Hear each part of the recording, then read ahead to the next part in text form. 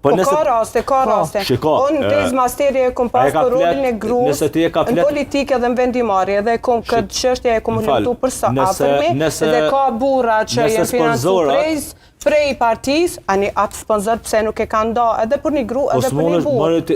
Atë që ka flet ty, veç një diçka, nëse partia e sponsorizon një kandidat dhe një tjetër jo, ajo duhet me u luftu.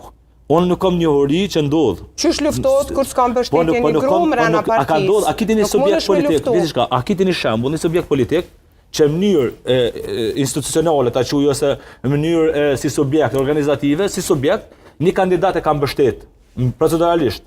Edhe një tjetër jo. Privatisht, ti s'mundesh me më thonë mu ti me të financu ty, kur unë du me financu që shok të amin. So është për mu është i barabartë ngore. Ti e kandidat, kjo është kandidat. Jo, përgjigj nga kolegës se po, e di që është çështje tjetër. Dhe kjo kërkimi i kësajna që me të dhonë dhurat gjanat.